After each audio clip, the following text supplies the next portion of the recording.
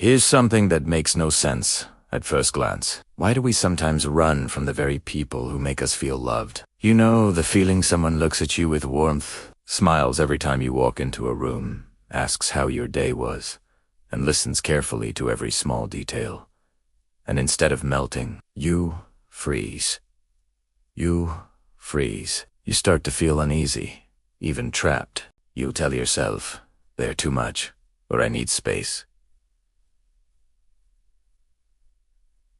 And before long, you pull away from the very love you've been craving your whole life. Strange, right? Let us talk about why real affection can sometimes make us want to run and how to finally stop sabotaging the love that is trying to reach us. To understand this, picture something simple. Food. Imagine someone who grew up with almost nothing to eat. They learned to survive on tiny portions of a slice of bread here, a half bowl of soup there. Their whole body adapted to scarcity. Now picture that person years later, suddenly invited to a huge dinner. The table's full roast chicken, mashed potatoes, a stack of desserts. You'd think they'd dive in with joy, right? But they can't. Their body, used to hunger, doesn't know how to process abundance.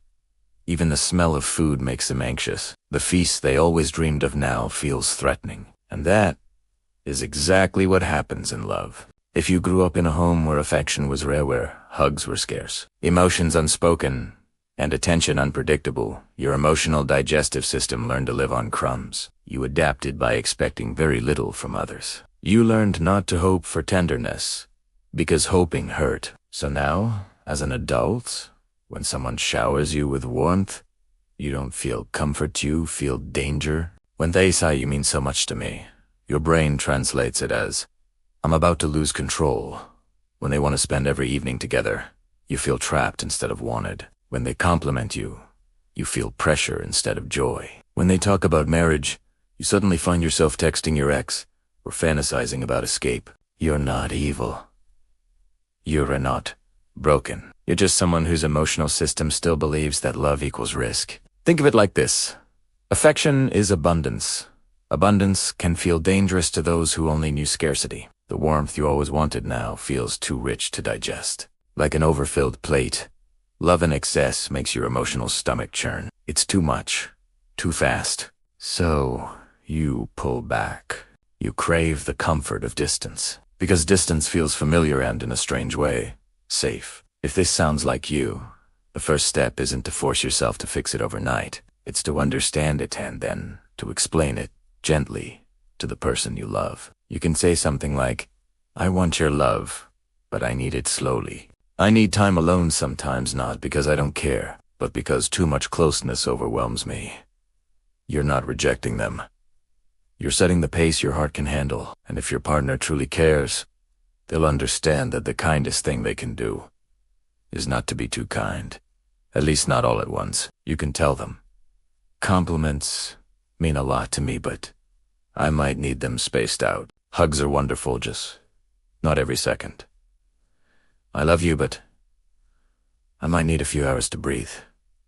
It sounds funny, almost clinical, like measuring love with a teaspoon. But for many of us, that's the only way our hearts can learn to digest what's finally being offered. Unfortunately, our culture doesn't always understand this. People love to label us.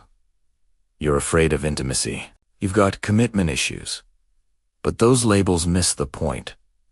This kind of avoidance isn't rebellion's adaptation. Once upon a time, needing too much love wasn't safe. You learned to survive on low expectations because it hurt less to expect nothing. You didn't choose this pattern, it chose you, back when you were small and powerless. It isn't a pathology. It's a defense system that once saved your emotional life. But here's the beautiful part: defenses can evolve.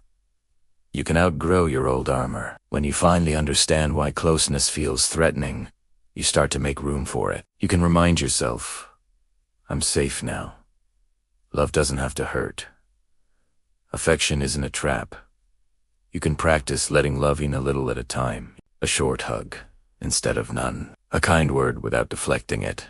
A shared weekend instead of pushing them away for a month. Like learning to eat again after starvation.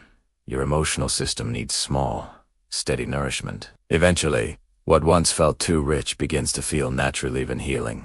If you're the one loving someone like this, your job isn't to take it personally. Their distance isn't rejection, it's recovery. They're not running from you. They're running from the feeling of too much. So meet them where they are. Offer warmth, but don't flood them with it.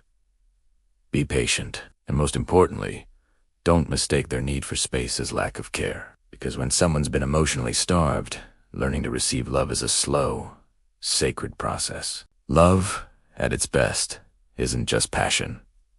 It's patience. We fall for people not when they overwhelm us with affection, but when they offer warmth we can finally absorb. If you've been the one who runs from love, don't shame yourself.